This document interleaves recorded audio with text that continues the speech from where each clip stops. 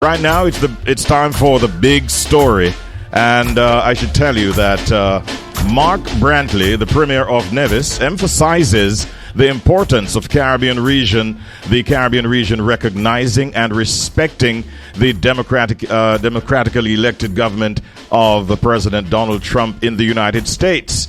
He notes that Trump's landslide victory suggests that the majority of American states and voters in fact align with his values and issues. Brantley argues that emotional outbursts and bold statements about sovereignty are in fact unhelpful and ineffective in the world of geopolitics. Instead, he advocates for a well thought out and crafted diplomatic strategy that is flexible and responsive to the rapidly changing global environment. We are very, very pleased to have the Premier of Nevis with us this morning, and we say good morning and welcome to the Honorable Mark Brantley. Good morning, Premier. Good morning to you. Good morning to your listeners all across Jamaica and all across the world. I am delighted to be with you this morning, and thank you for the opportunity. All right, great having you. How is Nevis this morning? What is it like in Nevis? Oh, it's a beautiful day here today. We are 1 hour ahead of you, so it's that time when the island gets to work. But it's truly a beautiful day. And, you know, the Caribbean, we're blessed to live in a beautiful region of the world. Yes. And I'm happy to be here, happy to be alive, happy to be able to lend my voice to the issues that are impacting us at a national level, regional level, and obviously at an international level as well. So, again, thanks for the opportunity. Nevis is doing great. I'm glad to hear that, Premier. My first question then is, how would you assess the current state of relations between the Caribbean and the United States, and what are the key areas of cooperation or concern that you've identified at this time? I think the state currently is good. The United States remains our most significant partner. It is the global superpower, and it is in our backyard. In fact, I make the point in the article to which you alluded that we are the third border to the United States. And I think, therefore, it means that we must continue to engage in a positive way with the United States. My concern has been that since the election of President Trump, I have seen commentary from people in our region, responses from leadership in the region, which seeks to attack, in my view, which seeks to respond emotionally. And I don't think that that's helpful. The Caribbean being small, being very vulnerable, being very open in terms of our economies, being very dependent in many respects. I think that the approach that we take must be nimble, it must be well thought through, and above all, I think we have to be of one accord. As you know, under the treaty establishing CARICOM, one of the prerequisites, if you will, is that we coordinate foreign policy. Yes. I am convinced that we have the capacity within our region to craft a response to this rapidly changing environment. You know, prior to this presidency, we had a sense of how the world was aligned. We had a sense of who were friends and who were not. Mm-hmm. What I think President Trump has done is upended that. The fact that he has Canada and Mexico as two of the first countries in his sights for trade issues, it tells us that the Caribbean region should not sit back and wait. We ought to prepare ourselves for the possibility. And already we've seen signs. We've seen, Secretary of State Marco Rubio talking about the Cuban Medical Brigade, which has been of tremendous assistance to us in the region. We saw now a purportedly leaked list of countries, including my own, St. Kitts and Nevis, that visa restrictions would apply unless we were responsive within 60 days. Of course, the White House has since walked that back, and the White House press secretary claims there is no such list. Mm-hmm. But nevertheless, the New York Times is a reputable paper, and it published this, and it went viral. And our people here have anxiety over it. And my whole issue is, what is our response? Mm-hmm. We appreciate that President Trump, if everything goes according to the U.S. Constitution, is only going to be there for 4 years. Yes. I know now it seems like a long time, but having been a politician for a little while, it's not really that long. We know that we therefore must prepare to deal and engage with the United States under Trump presidency, but we must also prepare ourselves for what comes next. And so, again, I come back to having a cohesive strategy so that whether it's PM Holness, PM Motley, PM Drew, PM Gonzalez, or who, that they're all singing from the same hymn sheet. They're in the same pew, same church, same hymn, same hymnal. That is important because what I think we need to avoid is each of our Caribbean countries responding unilaterally. Yes. So that is the position that I was trying to advocate in that piece. And you made it very clear. You obviously are promoting a diplomatic approach to dealing with the U.S. at this time. Do you believe that that is the same sentiment being promoted by your partners, your other leaders in the Caribbean region at this time?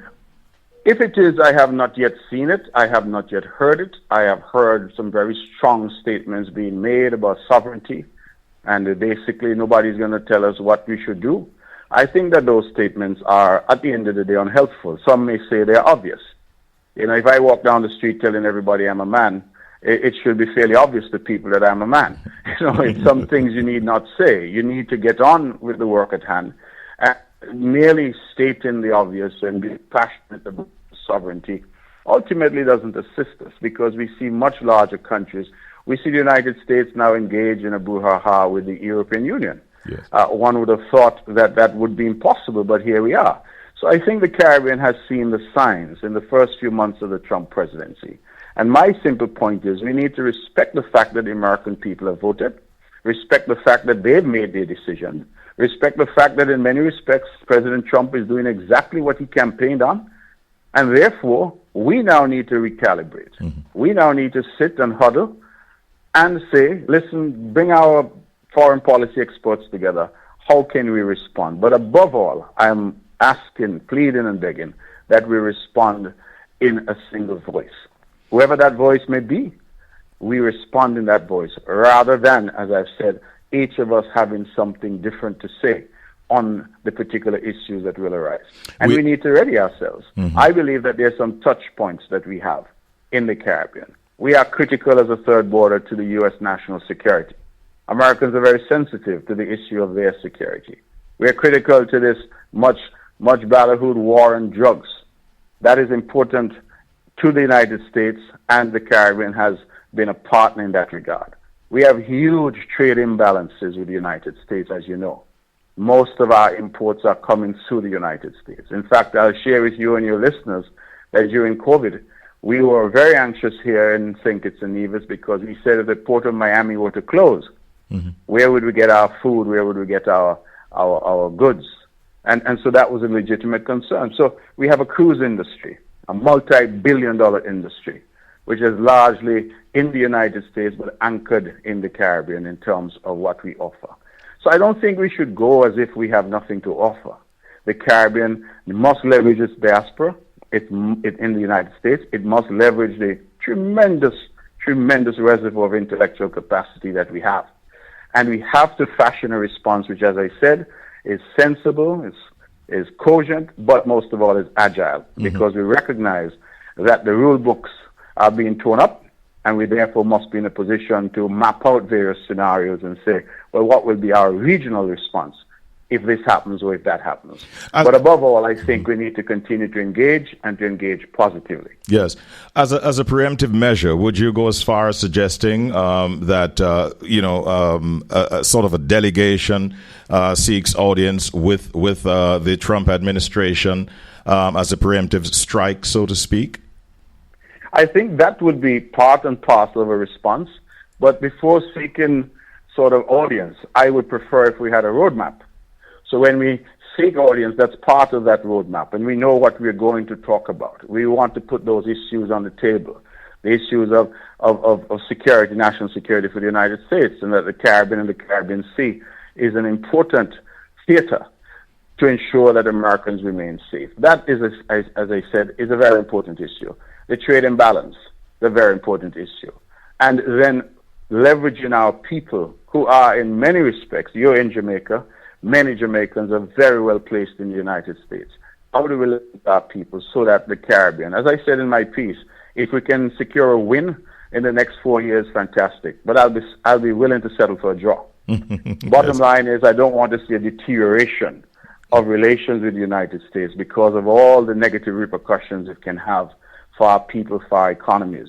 But at the same time, let me point out that even as I urge our region to engage in a comprehensive strategy with the United States, I also feel that it is absolutely time for us to also seek out new partnerships in the world. I was foreign minister of St. Kitts and Nevis for 7 years, and during my time, I spent a lot of effort trying to secure new friendships in the Middle East, in Africa, and in Asia. And I believe that it is important that the Caribbean now looks south, while we strengthen relations with existing partners, that we also look for new partnerships. And there are new partnerships to be had across the globe. I think it is time that the focus that we've had almost in a monolithic way, look into the United States, look into Europe. I'm not suggesting that we abandon those relationships, but I think we also need to widen that net, look for new friends across the world. We have in the Middle East, the Kingdom of Saudi Arabian countries such as those, United Arab Emirates, Qatar. We must look to other partners, and they must become as important in terms of our diplomatic matrix, in terms of that tapestry of nations that we tap into, in terms of what we do, because at the end of the day, our obligation in our region is to our people. Absolutely. To our Caribbean civilization. Absolutely, Premier. Now, we have noted a number of the reactions to which you have alluded from a number of our leaders within the region. We've seen Gaston Brown of Antigua and Barbuda, Ralph Gonsalves of St. Vincent and the Grenadines, Mia Motley of Barbados, and so on. Many of these leaders within the region have basically stated, look, I'm prepared to give up my U.S. visa if it comes to that. It's not the approach that you seem to be endorsing at all. But even as we speak this morning, Premier, are you aware of any attempts for a cohesive approach? The whole matter of speaking with one voice, is there any plan to have a CARICOM summit or anything of that nature under the circumstances, or bring a date forward for any such meeting, can you say? I am not aware. I was told that CARICOM is convening, heads are convening, but I must confess I don't know what the agenda looks like. I would hope that this is on the agenda. I believe that CARICOM has within it the necessary capacity to come up with a plan.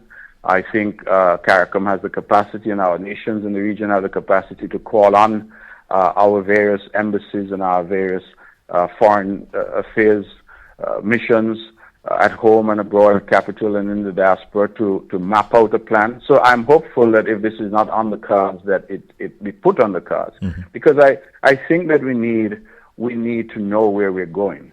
The Caribbean people, as you know, we make statements sometimes, and I alluded to that they may resonate well in the rum shop, and when the guys are playing dominoes, they say, oh, this leader or that leader said something and he put Donald Trump in his place, and we say those kinds of things. But the truth is that at the end of the day, whilst leaders may say you can take their visa, that's not my concern. My concern is what happens if travel restrictions are placed on Caribbean people. The leaders may well say, listen, I don't, need to go. I saw PM Rowley said he'd just come back from California. If they take his visa, well, so be it. But what happens when the Trinidadian people are told that you cannot come? What does that do to business? What does that do to trade? What does that do to families? Yes. We because of our proximity to the United States, we are interconnected. Absolutely. In fact, many may not know, and this might be a bit of trivia for your listeners, but one of the American founding fathers was born right here in Nevis. Oh.